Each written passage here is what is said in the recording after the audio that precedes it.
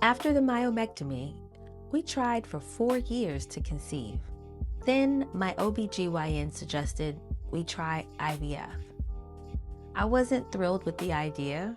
If I'm honest, I envision a natural conception, natural birth, preferably in a inflated water situation at my home with Sade playing in the background. Like, I really had it all planned out in my mind. The fertility specialist our doctor suggested we see became highly recommended, really high success rate, had been doing this for a really long time. So I felt very comfortable going in to speak with him and very hopeful that we would have a successful outcome. At this point, I'm about 39 years old and feeling like, is this ever going to happen for me? And our first few visits were pretty cool. But the verbiage that was used in most of these appointments were very defeatist. Like, well, you're high risk pregnancy and you're geriatric, so we got to do these tests and we got to test for this. And it wasn't very warm and fuzzy the way that it started out. I would say around the third visit is when my husband started to be more or less uncomfortable with the doctor. The way that he would speak to us changed. The way he would explain things to us changed. Like, there was these slight microaggressions that made me uncomfortable. But again, I was so locked in on the goal, I ignored them. I even ignored my husband being uncomfortable, because at this point I was just like Captain Crazy Pants. Anywho, I think the biggest red flag was the nursing staff telling us that going through our health insurance was not the best financial route for us, and that it would be less expensive to pay out of pocket. Yes, you heard that correctly. We were advised to forego our insurance, in which fertility treatments was fully covered by the company I worked for at that time. Still, we were persuaded to pay out of pocket. Even after I gave pushback, I was told, quote, paying out of pocket would still be less than your insurance. And they always way overcharge for meds, which is why buying out of pocket is the cheapest for you.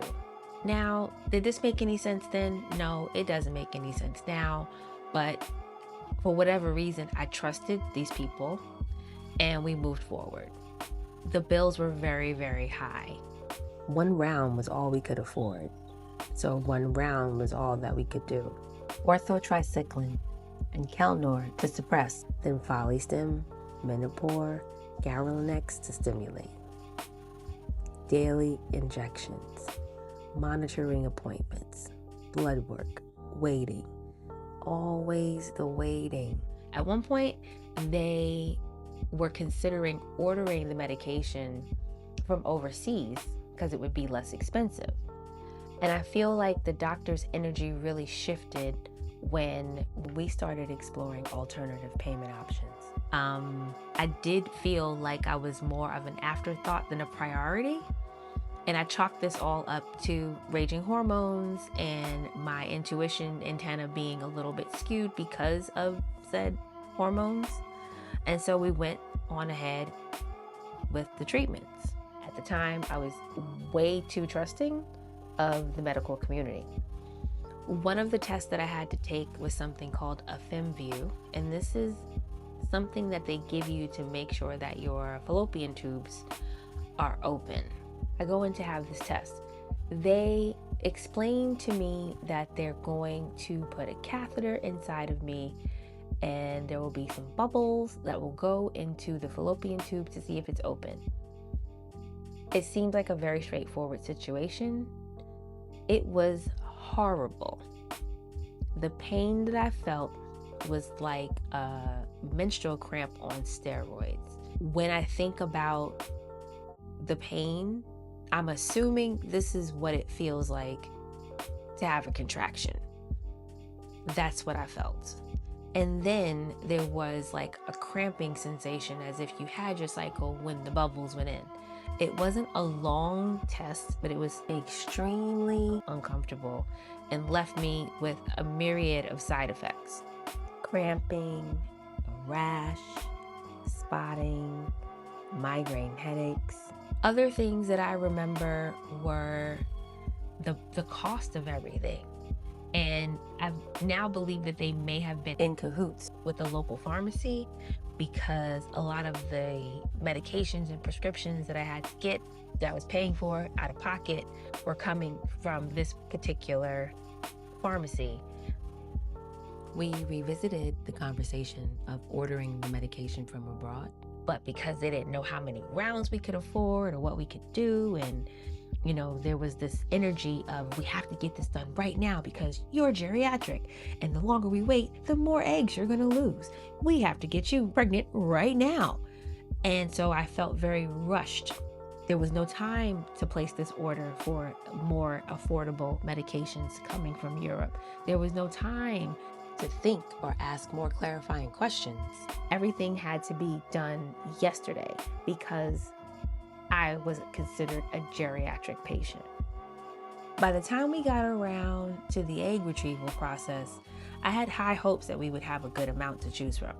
We had 3, and once those eggs were retrieved, they were then fertilized, and then we had to wait about a week and a half to find out which were viable and could be transferred. So every day they're checking in and letting us know whether or not the embryos are growing and doing what they're supposed to do. It was about a week or so later, they called to say that one of the embryos didn't make it. So now we're down to just 2. Transfer day comes, and you're supposed to have your bladder full so that it makes it easier for the doctors to see where they're implanting these embryos. Well, I left my water bottle at home because we were rushing to get to this appointment in time. I'm nervous, I'm excited, all the feels. And we get there and they're like, do you have to go to the bathroom? And I'm like, no, I left my water bottle. Well, we can't do this unless your bladder is full. Okay. So I begin to drink water, and I'm drinking. And like every 5 minutes or so, they're like, you have to go to the bathroom? Can you go to the bathroom? No, not yet. Well, they decide to move forward with the patient who was scheduled after me with their embryo transfer first. Okay, no problem. Except now I do have to go to the bathroom. And there may have been complications. I honestly don't know what extended the time for the patient that was scheduled after me. And they were in there a lot longer than anticipated or expected. And so by the time it was my turn to go, I'm feeling like that kid from Charlie and the Chocolate Factory that ate the grape, or the dude from Big Trouble in Little China that exploded himself. Yeah, I'm like that full. I'm also now being asked to walk from one part of the office to another. I have to go to the bathroom. Whatever you can imagine as the worst having to hold it feeling, that was me. So I have to walk. I have to get on a table. I have to put my feet in these stirrups. I have to open myself to this doctor and 7 other complete strangers that are all in this very tiny room to transfer our embryos. The only thing I could focus on was not peeing in this man's face and embarrassing myself, because I don't really know what the percentages of women who were asked to hold their urine for this long during an embryo transfer, and they don't pee all over the place. So that was the focus. I feel like I should have just went ahead and let my bladder go at this point, because I didn't know then that this would be the last time that I would see this doctor, that I would speak to this doctor, that I would have any dealings with him, because after the transfer and the week or 2 that needed to go by to see if the embryos took, I heard nothing from our doctor. Not a phone call, not a check-in, complete and total crickets. And when I took the pregnancy test at home, there were about 4 or 5 of them. They all came back negative. I didn't want to believe it. So we went back into the clinic and did a blood test where I received an email stating, unfortunately, the bloods came back negative as well. Please stop all of your meds except the estrogen patch. So sorry again. Please let me know if you have any questions going forward. I was devastated. There is not a word big enough with enough letters to describe the depth of my sadness at this time. I felt very silly for having put myself through all of this for seemingly nothing. I was blaming myself, blaming my body, like literally hating my body. And through all of this, friends and family members are having children left and right and center. Everybody is getting pregnant. And I'm ecstatic for them, but I'm also grieving what is now our third loss. And I'm not in a space where I can say this out loud to anyone. So I'm holding all of this in, all of this self-hate, all of this self-blame, and it's starting to wear on me. Our beloved Boston Terrier, Cody, had been diagnosed with cancer the Christmas holiday before. The week of the transfer, he died. So I was dealing with that. And then we found out about the embryos not taking. So we were dealing with that. And I was falling apart on the inside, still having to show up to work and pretend that everything was okay. And your coworkers are, bringing their kids in, or you're seeing people on the street with their kids. Like it was hell on earth. Very, very, very, very unfun. 0 out of 10, would not recommend. I shut down. I felt like I folded the entire situation up like a moth-eaten sweater and tucked it into the back of my mind and moved forward as if this was not a thing that I needed or even could focus on any longer. I just had to press on silently with this grief kind of eating away at me because there was no one that understood what I was feeling. I couldn't put it into words. I couldn't explain it. And I didn't want to talk about it, if I'm honest. I didn't want to talk about it.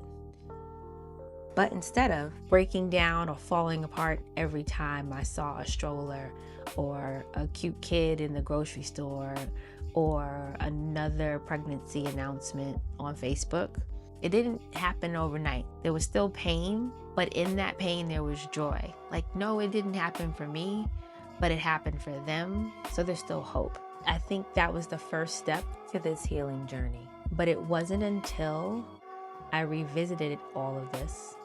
This is now 7 years ago? Yeah, 7 years ago that all this transpired, and it wasn't until I began working on this art project that I ripped off the Band-Aid and really looked back and really thought about all that we had gone through.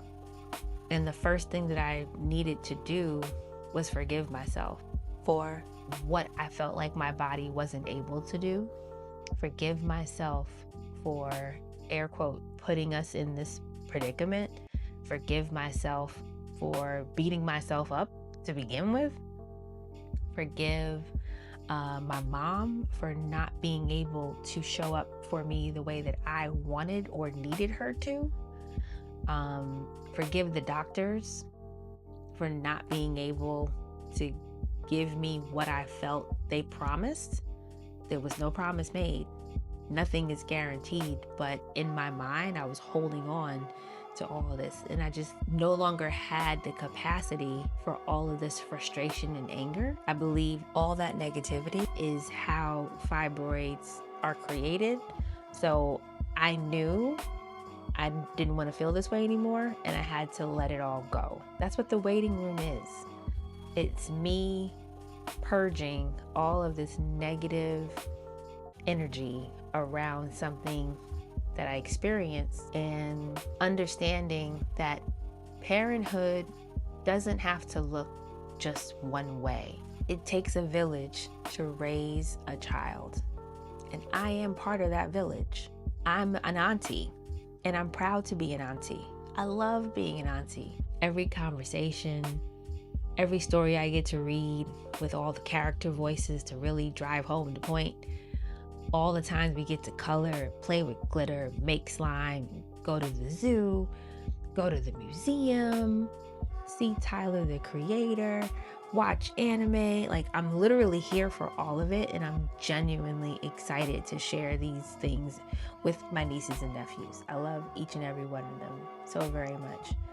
And so my story doesn't end very sad. It ends on a high note, a rich note, a rich auntie note. And that's what the Rich Auntie Squad is about. Being the village, being the vault, being the vibe. And I'm embracing it one day at a time.